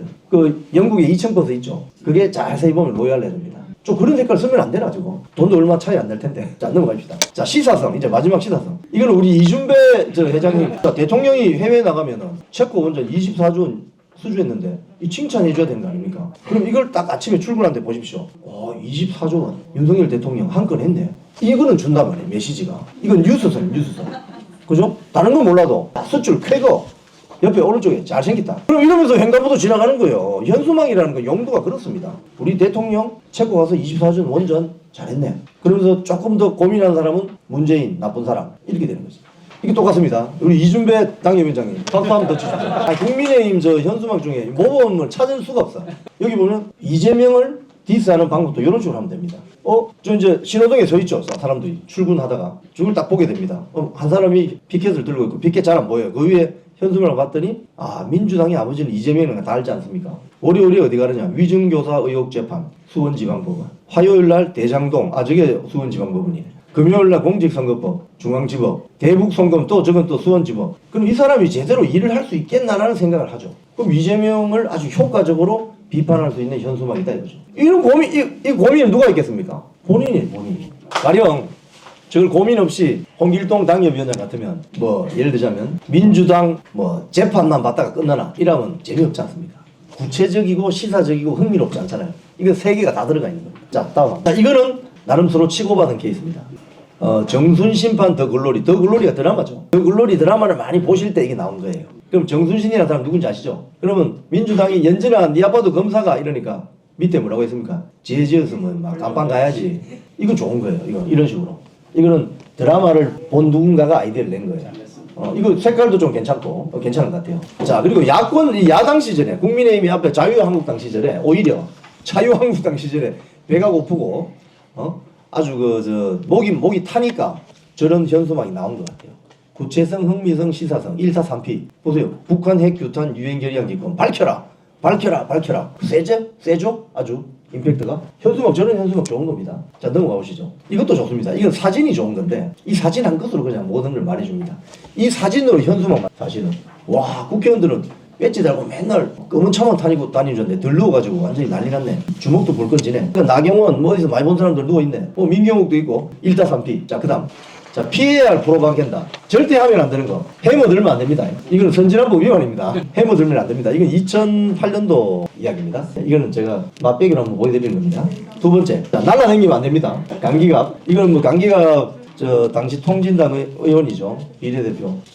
사무총장, 박계동 사무총장 방에 가가지고 뭐 이야기가 잘 안 되니까 공중부양을 한 겁니다. 이거 피하셔야 됩니다. 그리고 마지막. 자, 이건 시민 활동 하시는 분들이 지금 공영방송 연구장 반대 투쟁 현장인데 이 피켓팅을 이렇게 만들 수도 있어요. 내용은 많지만 여러 사람이 같이 들고 있으면은 국회 우리 여기 앞에 금산빌딩 앞에 횡단보도에 잘 보이죠. 특히 점심시간에. 퇴근 시간에 왔다 갔다 하면 들고 다니면서 그냥 선글라스 끼고. 자, 마지막으로 말씀을 드리면 지금 인터넷이 연결이 안 되니까 국민의힘 당 조직을 구글에서 쳐보시면은 전당대회가 있고 최고위원회가 있고 그 밑에 당 사무처가 있습니다.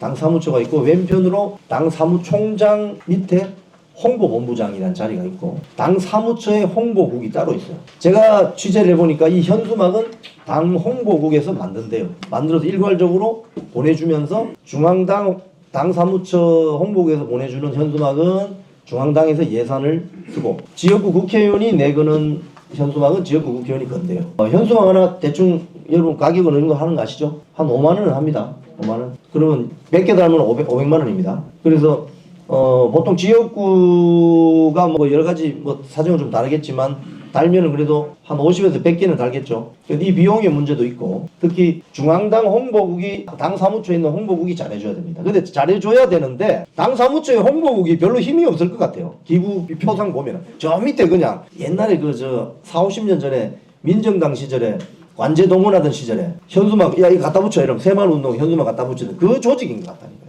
냄새가. 자, 여기서 제가 하나 더 말씀드리면 공산당 조직은요 인민무력부장보다 더 센 사람이 누군지 아세요? 선전부장입니다. 인민무력부장보다 더 힘센 게 선전부장입니다. 그만큼 미디어를 잘 활용해야 된다는 걸 알고 있어요. 좌파 진영은. 근데 우파 진영은 너무 무감각하고 무관심하고 재미없어요. 그래서 이 부분에 대해서 여의도 연구원이든지 아니면 당 홍보국이든지 사무총장 밑에 있는 홍보본부장이 특히 한동훈 당대표가 이 부분에 대해서는 책임을 지고 정신 차리고 봐야 되는 거예요. 이상 마치겠습니다. 발제하신 세 분의 이삼회 회원 그리고 여러 번 칭찬받은 이준배 회장 하고 저하고 여러분하고 이제 집단 토론을 시작하겠습니다. 고승국 박사님을 비롯해서 세 번 고생하셨습니다. 제가 경찰서가 지금 가야 되는 관계로 먼저 손을 들었습니다. 예, 저는 이제 한준호 더불어민주당 국회의원 및 민노총 이런 노조에 대해 고발한 것 때문에 경찰서로 가야 되는데요. 이렇게 현장에서 뛰는 민노총 행동대원들처럼 움직이는 이런 애들에 대한 고발도 반드시 필요합니다. 이게 이제 윗대가 언제 고발될지도 모르는 문재인만 고발해서 될 일이 아니다. 제가 이제 드리고 싶은 말씀은 일단 첫 번째 제가 이제 고발 때문에 더불어민주당 홈페이지를 자주 뒤집니다. 근데 거기 너무나 일목요연하게 정리가 잘 돼 있어요. 얘는 링크도 너무 잘 돼 있고 그래요. 하지만 국민의힘 좀 전에 조직도 있고 국민의힘을 찾아보면 저희 동네에 있는 강동구 당협위원장 사무실 하나 찾아보면 찾을 수가 없어요. 이게 현실입니다. 홈페이지 하나 관리도 못해요. 그래서 제가 얼마 전에도 욕을 한 적이 있었는데 어쨌든 그렇다. 그냥 이걸 이제 여쭤보고 싶었습니다. 자, 오늘 우리가 세미나를 하지 않습니까? 토론회를 긴급 토론을 했으면 이게 지금 우리들끼리 유튜브 보시는 분들도 보시는 거고 이렇게 참여하실 분도 있지만 이게 이제 어디까지 전달이 될 것이냐. 이제 아마 고승국 박사님의 역할이 여기서 크실 것 같은데 이게 이제 전달이 되고 이제 여러 의원님들과 함께 반영이 되는 이러한 부분도 이거는 전 믿어 의심치 않습니다. 그 다음 두 번째가 이제 뭐냐면 자 이렇게 토론회가 됐을 때 이제 하부 조직 즉 우리 일선에서 움직이는 우리 일반 국민들에게 어떻게 전달되도록 할 것인지에 대한 이제 반환 같은 게 네. 있을지 뭐 여쭙죠. 이준배 회장님 답변 듣겠습니다. 그렇게 관리가 안 되고 있죠. 저희들도 굉장히 좀 아파하는 부분 중에 하나가 일을 잘해놓고도 그 일에 대한 성과를 공유 못하는 것처럼 부족한 게 없는 겁니다. 그런 측면에서 홈페이지 관리뿐만 아니라 이런 좋은 자리에 이런 내용들 어떤 형태로든 간에 저희는 이제 전달을 하게 될 건데요. 저희들이 다 말씀은 못 드리고 있지만 우리 2.3의 존재가 비단 그냥 낙천자들이 지금 현재 어떤 문제만 가지고 문제인식으로 만들어진 조직이 아닙니다. 그래서 저희들이 점차 우리의 의견이 어떤 형태로 나가고 또 저희가 앞서 제가 분명히 인사말에서 말씀드렸던 것처럼 윤석열 정부의 성공을 어떻게 만들 거냐. 이게 우리 스스로가 한다고 해서 다 되는 건 아니잖아요. 분명히 보조가 돼야 되고 그럴 만한 가치 부여가 될 것이고 그런 것들이 다 연결이 돼야 된다라는 부분이 분명히 존재합니다. 그래서 저희들이 그런 부분들을 할 거고요. 그리고 앞서 답을 주셨잖아요. 저희가 고성국 TV와 함께 또 고성국 박사님과 함께 우리 대한민국의 우파의 가장 큰 또 농객이시기도 하고 그래서 이런 얘기들이 이렇게 수없이 많은 언론과 그리고 유튜버들 그리고 많은 동지들이 함께하면 조금 더 지금까지와는 다른 전달 체계가 좀 만들어질 거라고 봅니다. 2.3에서도 조금 더 신중하게 이걸 정리해 갖고서 이런 내용들이 어떤 형태로든 간에 제도권 안으로 또 우리 의견들이 전달될 수 있는 통로를 잘 만들고 하겠습니다. 네, 다음 토론자. 제가 말씀드리고 싶은 거는 그 모든 거에는 단어 하나가 상당히 중요하다고 생각하거든요. 옛날에 뭐 정명이라고 해가지고 그 일례로 들어가지고 가수 중에 태진아라고 있어요. 태진아. 그분이 아시는 분은 아시겠지만은 이름이 어떻게 되냐면 태연실의 태자에 남진의 진짜 나훈아의 나자 해가지고 태진아라고 지어 그래가지고 성공했다고 그런 말이 있거든요. 그래서 제가 보기에 그 여의도 연구원의 이름이 되게 문제가 있다고 봐요. 이게 여의도 연구원은 뭘 연구한단 말입니까? 여의도에 연구할 게 있습니까? 이게 이 명칭 자체가 수십 년 동안 그대로예요. 근데 민주당은 민주연구원 해가지고 마치 민주주의를 연구하는 것 같이 보이지 않습니까? 근데 이런 면에서 이제 그 여의도 연구원은 당장 그 이름부터 바꿔야 돼요. 이름. 그 일례로 제가 생각해보는 바에 의하면 뭐 한반도 평화연구원이라든가 뭐 이런 식으로 해가지고 뭐 뭔가 연구하는 듯한 그런 인상을 줘야지 여의도 연구원 하나도 연구할 게 없어요 이게. 예, 알겠습니다. 네, 우리 원영석 회원 답변 좀. 그 우리 오상률 당사님하고도 같이 이렇게 연결되는 부분이 약간 있는데요. 원래는 국민의힘을 민주당이 뺏겼어요. 옛날부터.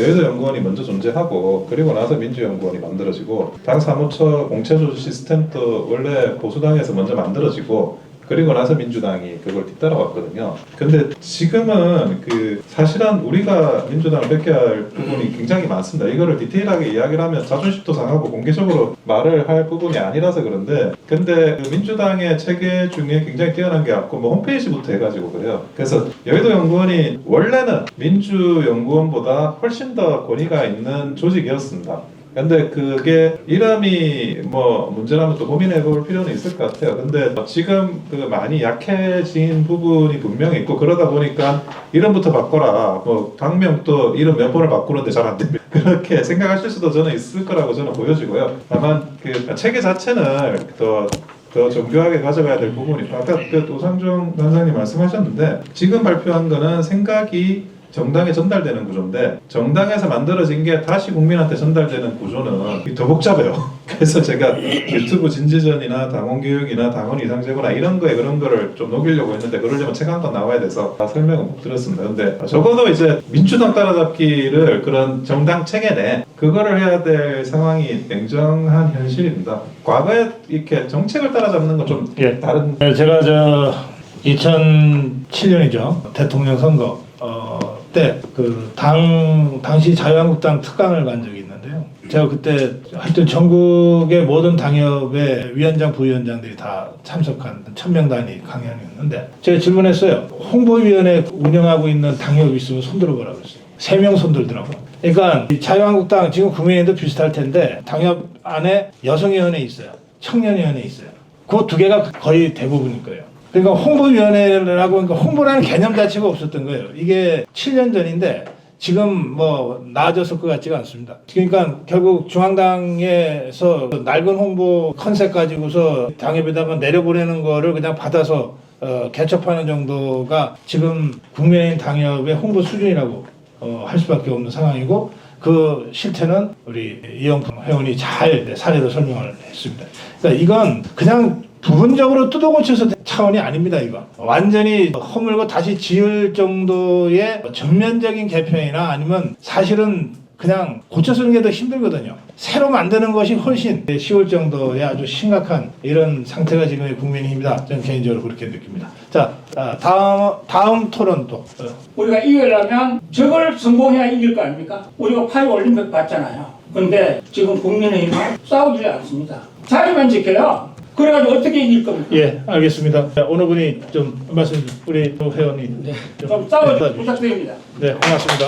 네, 국힘하고 민주당 이 양 계열의 차이를 보면은 민주당 계열은 제도권, 준제도권, 풀뿌리 이것이 굉장히 긴밀하게 연결되고 생태계가 확보되어 있습니다. 그런데 지금 발언에서도 보시듯이 국힘 계열에서는 풀뿌리와 제도권 사이에 불신이 가득합니다. 그러니까 그럴 때 제가 봤을 때는 2, 3회는 뭐 제도권이라고 볼 수 있는 분도 계시고 준제도권이라고 볼 수 있는 분도 계시고 그런데 그 풀뿌리와의 연결이 상당히 두터운 편입니다.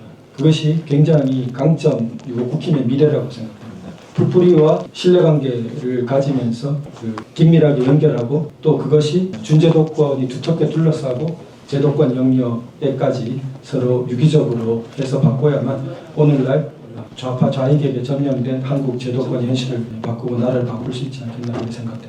오늘 말씀 제가 자료를 통해서도 보고 오면서도 유튜브 틀어놓고 운전하고 오면서도 들었는데요. 국민의힘에서 새겨들어야 될 부분들을 너무 한 분 한 분 너무 잘 얘기해 주셔서 아까 말씀하신 대로 이 내용이 국민의힘 쪽에 잘 전달이 돼서 좀 정신 차리는 그런 계기가 됐으면 좋겠습니다. 2, 3회 회원의 한 사람으로서 활동하는 데 집중하도록 하겠습니다. 네. 고맙습니다. 박수영 회원님, 서울시 교육감 선거 회의 때문에 늦으셨다고.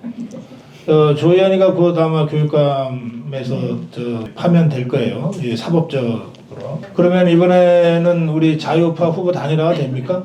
그거 회의하고 오신 것 같은데. 사실은 저도 21년도에 그 뼈를 갈아 넣어서 단일화에 참여했었고 간사 역할을 했던 사람 중에 한 사람으로서 뭐 책임의식을 갖고 있고요. 다시는 제가 교육감 단일화에 참여하지 않겠다고 다짐을 했었는데 또 누군가는 또 해야 된다 이런 움직임은 있습니다. 그래서 이번 저희 움직임이 좀 있는데요. 네, 논의를 이제 시작하는 단계라는 거죠? 네, 알겠습니다. 시작하는 단계입니다. 예, 뭐 지금 확정은 아직 안 됐는데 대체로 내년 4월 보궐선거 때 서울시 교육감 보궐선거가 함께 진행될 가능성이 매우 높아 보여서 그 문제 관련해서 우리 자유우파 진영에서 지난번에 실패를 되풀이해서는 안 된다 이런 문제의식을 가지고 서울시 교육감 단일화에 대한 논의가 시작됐다. 그런 정도로만 제가 여러분 박소영 회원의 말씀을 제가 해석해서 전해드리겠습니다. 자, 다음 토론 가겠습니다. 지금 그 좌파에서는 이 조직적인 단합이 무지하게 잘 되고 있어요. 상당히 어떤 이재명의 말이 떨어지면 바로 조직적으로 움직여서 그거를 관철시키려고 합니다. 근데 우리 국민의힘에서는 같은 그 보수의 단체도 손절하는 지금 판이에요. 이 부분에 대해서 우리 2, 3회 의원님들께서 어떻게 좀 정리를 하실 것인지 좀 해주셨으면 고맙겠습니다. 자, 어느 분이 답변하시겠습니까? 자유파 시민사회단체에 대한 국민의힘의 손절 문제에 대해서 어떻게 생각하고 이걸 어떻게 극복할 것이냐라고 하는 질문입니다. 연결하기 전에 이게 복원부터 좀 돼야 될 것 같다는 생각을 좀 가지고 있습니다. 저도 총선에 나와서 후보로서 열심히 선거운동하고 국민의힘 후보이기 때문에 더더욱이나 더 최선을 다해서 달렸는데 오히려 그 선거 기간 중에 가장 제가 많이 들은 얘기는 서로를 도와주지 않는다라는 거였습니다. 선거할 때 필요한 게 조직이 아니라 선거를 하지 않을 때 필요한 게 조직이라는 인식이 우리 국민의힘에는 없다는 겁니다. 가족으로서 가지고 있는 기본적인 그 어떤 서로 간의 관계조차도 제대로 저희들이 못 만들어가고 있는 것이 현실이라는 걸 뼈저리게 깨달았고요. 앞서 우리 도태우 회원이 얘기하신 대로 그래서 2, 3회가 만들어진 것이라고 저는 말씀드리고 싶습니다. 2, 3회 안에는 풀뿌리부터 시작해서 준제도권, 제도권 더 나아가서 그 이상의 이상을 갖고 저희들이 지금까지 부족했던 것들을 차분히 준비해갖고 모범이 될 만한 정치 모임을 좀 만들어야 되겠다. 그렇게 저희들이 선언을 했고 그 선언의 중심에 자유와 공화 그리고 반포퓰리즘 우리가 지금까지 늘 주장해왔던 우리 자유우파에 대한 기본적인 것도 못 지키고 저희들이 해왔기 때문에 그걸 재건하는 일이 우선이라고 저는 보고 있고요. 그래서 백투더베이지 기본으로 돌아가는 일을 2, 3회가 보여드리겠습니다. 곳간에서 인심난다는 말 아시죠? 좌파들이 우파들보다 더 양심적이고 능력이 있고 그래서 잘 돌아가는 게 아니에요. 제가 사는 그 곳에 지하철역이 하나 있습니다. 근데 저는 그 지하철역이 너무나도 싫어요. 왜냐하면 들어가면 컴컴해요. 왜 컴컴하냐? 서대문구청과 뭐 이렇게 지역구 국회의원이 어떻게 했는지 모르겠지만 모두 협동조합 사무실이 다 차지하고 있어요. 저는 그 공간을 네일샵도 들어오고 화장품, 올리브영 같은 것도 들어오고 그랬으면 좋겠어요. 왜 이거 컴컴한 협동조합 사무실로 다 줘가지고 지나갈 때마다 별로 기분이 안 좋습니다. 그런데 다시 생각해보면 그 사무실에 불이 켜져 있을 때 감식이 있어요. 근데 밖에도 안 보입니다. 그래서 제가 한 번은 노크를 하고 안에서 뭐 하는지 물어봤거든요. 좌파들의 생태계 근거지입니다. 거기가. 쉽게 이야기하면 서울시 보조금을 그런 데서 다 쓴다고요. 무슨 소리냐? 좌파들이 양심적이고 애국적이어서 그런 활동하는 게 아닙니다. 평소에는 그런 곳에서 예비군 활동을 하고 있어요. 그러다가 광화문에 촛불 시위 난다 이러면 다 때리 나오는 거예요. 에? 근데 평소 거기서 주둔하면서 기다리고 있는 거예요. 근데 그럼 우파 진영의 사람들은 왜 그러냐? 제가 좀 나쁘게 말씀드릴까요? 강하게. 바보들입니다. 바보들. 국가 보조금을 가지고 충분히 내가 사회활동도 할 수 있고 시민단체 활동도 할 수 있고 문화행사 활동도 할 수 있는데 하는 방법을 모르는 거지. 그리고 혼자서 집에 맨날 유튜브 보면서 만세 부르고 있으니까 그게 세상이 변합니까? 나와야 됩니다. 나오고 내가 좀 못난 사람이라 생각하고 힘을 합쳐야 돼요. 그러려면은 배드민턴 동호회도 가고 탁구 동호회도 가고 등산에도 가고 해서 자꾸 만나면서 엮어야 됩니다. 근데 그 엮는 과정이 플랫폼이 있어야 되는데 그나마 유튜브라는 플랫폼이 있고 또 우리 도태우 변호사 같은 경우는 최근에 선진전염이라는 단체를 만들었잖아요. 우파 진영의 참여연대를 지향합니다. 자, 이런 모임이 있으면 와서 무슨 일이 벌어지는지 일단 재밌게 해줘야 되거든요. 대한민국에서 제일 강력한 조직 중에 하나가 어디죠, 여러분? 교회 조직입니다. 왜? 교회 가면 재밌잖아요. 연주회도 있고 점심도 먹을 수 있고 아이들 맡길 수도 있고 또 옛날 우리 못 살 때는 더 좋았어요. 사실은 교회 가면 배우는 게 많았거든요. 그런 어떤 생태계 문화를 만드는 노력이 필요하다. 제가 조금 뭐 첨언을 하자면 이렇습니다. 그러니까 우리 자유파가 조직 활동을 안 했던 게 아닙니다. 그런데 이 자유파는 본업 따로 있고 그 외에 가외로 뭔가 사회 참여 봉사 활동 차원에서 조직 활동을 한 거예요. 근데 종북주사파들은 출발이 완전히 달라요. 이 자들은 어차피 체제를 전복하려고 하는 생각들을 했던 직업적인 활동가들이 다수였기 때문에 본업이 따로 없어요. 이게 직업이야. 그래서 다 가난하게 살았는데 이 가난한 문제를 자신들의 체제 전복 활동과 결합해서 생태계를 구축해버린 거예요. 그래서 본업이자 가외의 봉사활동, 사회활동이 돼버린 거예요. 그러니까 이 문제는 이 종북주사파들의 경우에는 정권 바뀌면 집 밖으로씩 곧 날아가는 것처럼 돼버렸어요. 김대중 노무현 문재인으로 이어지면서 또 지금의 이재명 세력으로 이어지면서 정권의 향배가 곧 자신의 밥그릇의 향배로까지 직결되어 있기 때문에 그만큼 악착스럽고 극악한 거예요. 근데 우리 자유파는 각자 본업은 알아서 생계는 알아서 다 해결해. 그런데 애국심을 가지고 대한민국이 무너질까봐 걱정해서 거리로 나오시는 거거든요. 그러니까 정권이 좌파들한테 탈취당한다고 해서 먹고 사는 문제가 좀 어려움은 있지만 그보다는 막 분노하고 짜증나고 스트레스 쌓이는 거지 무슨 밥그릇을 곧 뺏기거나 이런 일은 별로 없어요. 그러니까 그만큼 악착스럽지가 못해요. 그 점에서 저는 원래 사회운동과 활동은 자유우파처럼 해야 하는 게 맞다고 생각합니다. 이게 이 밥그릇과 이 본업이 섞여서 저 종북주사파들의 생태계처럼 되는 것은 매우 불건강한 것이다 라고 생각하는데 지금 당장의 정치 국면에서는 저것들이 바로 그런 이유로 워낙 악착같이 목숨 걸고 달려드니까 우리가 숫자는 다수이면서도 자꾸 밀리는 이런 상황 속에서 좀 더 절갑함을 갖자 이런 취지로 우리 이영풍 회원의 말씀을 좀 소화시키는 것이 좋겠다 그렇게 생각합니다. 다음 토론 가겠습니다. 요새 대통령 탄핵 문제로 자꾸 민주당에서 말도 안 되는 거짓말로 나라를 뒤집으려고 공작을 하고 있는데 앞으로 2, 3회 여러분들이 추측이 돼가지고 이거 철저하게 막아주셔야 됩니다. 부탁드립니다. 네, 원영석 회원께서 먼저 답변 주십시오. 저희가 바로 그것을 하기 위해서 이렇게 모였습니다. 많은 분들이 또 준비하고 애쓰고 있고요. 당장 이제 이번 네, 그리고 창립 때 세미나뿐만이 아니라 앞으로도 그 많은 분들이 가지고 있는 그런 열의와 그런 애국심을 모아가지고 부끄럽지 않게 앞으로 만들어가기 위해 최선을 다하겠습니다. 감사합니다. 점점 책임감이 더 커지고 의지가 더 강해지고 있다는 생각이 듭니다. 2.3에 출범할 때 저희들 염려를 안 했겠습니까? 그리고 고성국 박사님 말씀대로 제가 여러분께 환영사를 하면서 쓴소리를 못해요. 굉장히 두려워하고 안위를 챙기기 위해서 어쩌다 보니까는 좋은 말만 하게 되고 또 거기에 스스로의 그 두려움을 깨지 못하고 가는 그런 제 모습을 또 상당히 많이 그동안 제 스스로가 느껴왔던 부분 중에 하나입니다. 제가 뭐 두려워서도 아니고요, 부끄러워서도 아니고 저는 우리가 해야 될 말은 하고 또 그런 것들을 어떻게 받아들일 것인가에 대해서는 그들의 몫이라고 저는 생각을 합니다. 다만 그런 것들을 제대로 받아들이지 않을 때 과연 우리는 어떻게 할 것이냐 이런 것들에 대한 담론을 오늘 여러분들의 주옥 같은 말씀과 또 주시는 말씀에서 저희들이 답을 찾아가면 될 것 같습니다. 여러분 고맙습니다. 제 생각이 맞는지 한번 답변을 들어보고 싶습니다.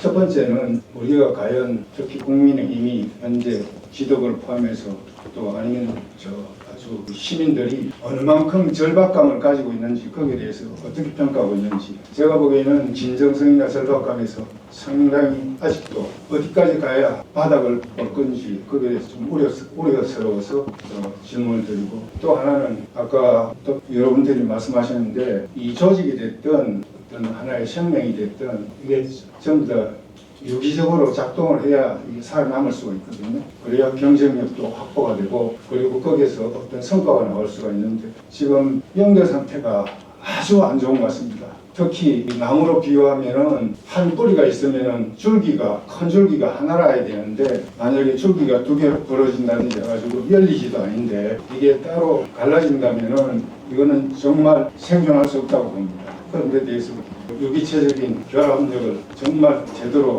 연결시킬 수 있는 방안에 대해서 어떤 고민하고 있는지 듣고 싶습니다. 네. 본 줄기였다가 찢겨져 나갔던 도태우 회원의 답변을 좀 듣겠어요. 아주 중요한 질문이시고 그런데 제가 생각할 때 우리가 조직 그러면은 피라미드형 조직을 먼저 떠올립니다. 그리고 우리가 한국 보수 전통에서 이승만 박정희 대통령 같은 카리스마형 지도 국가 엄청난 발전을 보았기 때문에 늘 머릿속에 그걸 먼저 떠올리는데 지금 우리 자유공화 반표 포퓰리즘 지향하는 보수 지금 현재의 이 한국 보수에서는 피라미드형의 모델보다는 일종의 네트워킹 그러니까 그 다중에 여러 가지 우리 고성국 TV 고 박사님만 해도 엄청난 커브라고 생각이 됩니다. 또 고성국 TV와 2.3회가 완전히 똑같지는 않기 때문에 2.3회도 상당한 허브 이런 식으로 그 여러 이 다중의 일종의 소중심들이 존재한다면은 그 각각이 따로 고립되어 있지 않고 서로 긴밀하게 네트워킹하면서 또한 아주 비상시국이라든지 필요할 때는 아주 긴밀한 라운드 테이블을 구성해서 일종의 집단 지도 체제처럼 나아가서 뭐 그 중에 임시적으로 누가 대표가 설 수도 있겠죠. 그런 식으로 해서 그 좌익들과 대항하는 그런 모델을 준비해가는 것이 필요하지 않은가. 단 리더십의 수준은 기존의 8년보다 굉장히 보양돼야 된다 이렇게 생각합니다. 예, 제가 짧게 한 말씀 드리면서 마지막 질문으로 가겠습니다. 여러분들은 뭐 이재명 1급 체제 막 보도를 그렇게 하니까 더불어민주당이 세상은 다 지거들 거라고 생각하고 저렇게 아나무인으로 움직이는 줄 착각하시는데 더불어민주당 절대 안 그렇습니다. 더불어민주당은 종북주사파 전체 세력 중에 자기들이 하나에 불과하다라고 하는 자기인식을 투철하게 갖고 있어요. 그렇기 때문에 당 밖에 이른바 종북주사파의 원로로 해당되는 사람들이 있잖아요. 뭐 백낙청이라든지 무슨 뭐 송기인이라든지 뭐 이런 사람들이 쫙 와서 모여서 지그들끼리 회의하면서 당대표 부르면 잽싸게 쫓아가 갖고 지침받고 그럽니다. 그런데 우리 국민의힘은 지그들이 전부 다야. 자유파에 다른 사람은 없어. 그냥 국민의 힘만 있는 거예요. 그래서 외롭고 쪼그라드는 거예요. 몸을 낮추고 그래서 비워야 채워지잖아요. 적어도 그 점에 있어서는 더불어민주당 세력이 훨씬 더 앞서가고 있다. 훨씬 더 전략적으로 움직인다. 그 점을 우리가 정말 잊지 말아야 되겠다. 이 점을 제가 보완해서 말씀드리고요. 마지막 질문은 제가 호남 광주에서 30년 자유파 깃발을 들고 아직도 내리지 않고 있습니다. 김경미 고문을 잠깐 모시겠습니다. 안녕하세요. 광주에서 왔습니다. 김경미입니다. 저는 항상 이곳 오면은 좀 되게 낮아져요. 왜냐하면 저희 광주는 국민의힘 지지율이 1% 정도밖에 안 되기 때문에 솔직히 제가 뭐 지금 우리 박사님께서 뭐 30년 말씀하시는데 저는 30년 말하기도 좀 부끄러울 정도로 정말 너무 지지율이 안 나오기 때문에 어디 가서 솔직히 말을 못하고 있어요. 근데 제가 오늘 와서 이런 의제를 보고 아까 잠깐 느꼈던 것이 저희 광주는 특히 전남이나 전북 같은 경우는 그동안 이제 비례를 단번씩 줬기 때문에 계속 그 현역으로 유지해왔던 분들이 계셨어요. 근데 저희 광주 같은 경우는 근 40년 가까이 그냥 씨가 말렸어요. 씨가. 요번에 처음으로 이제 광주 시의원이 한 명이 탄생이 됐지만은 정말 우리 그 중앙하고 이런 소통 거리가 전혀 없기 때문에 오늘 말씀하신 이런 의제들을 당원들이 전혀 그냥 모르고 살아요. 그냥 뉴스만 보고 그게 다고 뭐 중앙당이 어떻게 돌아가고 있는지 어떤 이슈에 대해서 중앙당 어떻게 대처하고 있는지 전혀 모르고 그냥 우리들끼리만 그저 오래된 당원들끼리만 뭉쳐가지고 얼굴 보고 그때는 어떻게 했는데 열심히 했는데 지금은 열심히 안 한 것 같아. 지금 당원들은 이제 정권이 바뀌면서 민주당하고 국민의당에서 이제 들어오면서 이제 거의 언론들이 바뀐 돈을 다 뺐어요 지금. 그러다 보니까 기존에 정말 투쟁의식을 갖고 열심히 했던 분들이 이제 그 시당 쪽에 뭐 진입을 못하고 있다거나 이제 그런 경우가 지금 굉장히 많이 있어요. 그래서 제가 오늘 이런 의제를 보면서 정말 기존의 당원들이 저희도 살아있는 당원들이 많이 있기 때문에 광주에서도 한번 이런 토론회를 한번 해주시면은 정말 우리가 국민의힘 깃발을 달고 활동하는데 도움도 많이 될 것 같고 또 항상 우리 당원들이 그래 나가면서 우리는 식당 같은 데 가면 되게 싸워요. 그냥 뭐 여기는 어떨지 모르겠지만은 잘못 말했다가는요 막 다 뒤집고 막 폭력적이고 막 이러다 보니까 정말 그렇게 열심히 싸운 당원들은 다 30년 이상 하신 분들이 싸우고 와요. 지금 뭐 최근에 갑자기 들어왔다거나 1년을 하신 분들은 그냥 대화 자체를 안 해요.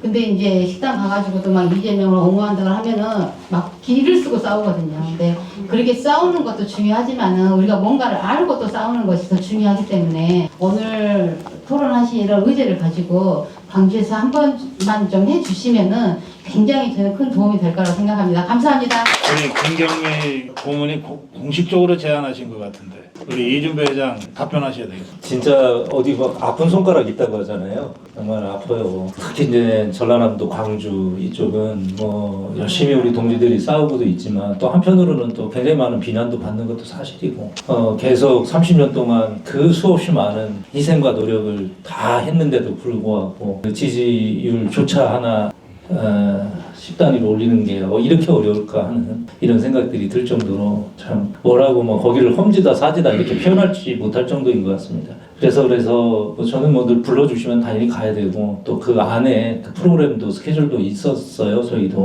그래서 우리 김정현 우리 당협위원장을 또 2·3회 또 부회장으로 며칠 전에 임원회의를 통해서 저희 다시 임원으로 이제 모셨고 또 그런 역할을 본인이 열심히 하시겠다는 말씀도 또 주셨고 해서 오늘 주신 말씀 제가 좀 다음 일정으로 해서 꼭 반드시 광주로 찾아뵙겠습니다. 아까 절박함 얘기 잠깐 하셨는데요. 절박함의 기준이 좀 다른 것 같습니다. 그리고 원래 절박이라는 단어는 병법에서 굉장히 많이 쓰는 단어거든요. 민주당은 늘 전시체제에서 움직이는 것 같고 또 그러다 보니까 내부에서 싸우다가도 뭔가 의사결정이 되면 외부하고 싸울 일만 있으면 단일 대우로 딱 일사불란하게 의견이 정리됩니다. 제가 세종에 있는데 세종은 사실은 우리 여당인 국민의힘이 만든 도시입니다.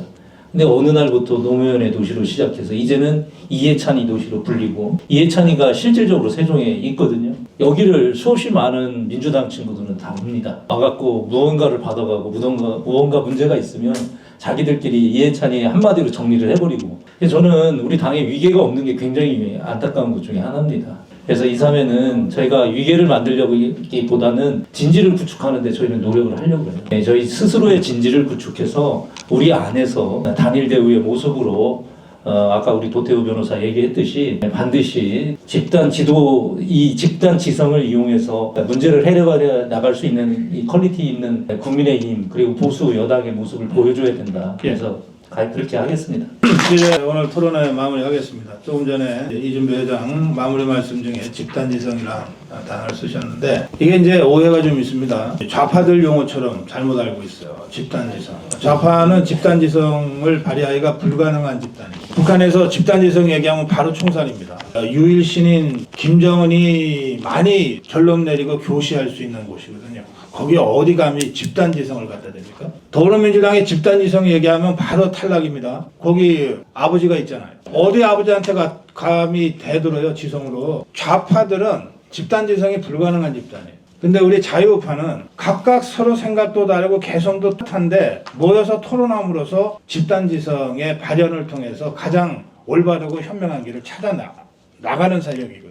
저희가 오늘 통상적인 토론회와는 다르게 3명의 발제자가 10분 전후로 짧게 발제를 하고 똑같은 자격으로 최대한 많은 여러분들과 함께 토론을 해봤습니다. 앞으로 2, 3회는 이런 방식으로 자유우파의 민주적 원칙을 관철시켜서 진정한 자유우파의 집단지성을 만들어가고 이걸 만들어가는 과정에 참여한 모든 사람의 책임 있는 행동으로 그 결론을 구현할 것을 표방하는 조직입니다. 오늘 제1회 토론에 함께해 주신 여러분께 감사드립니다. 고맙습니다.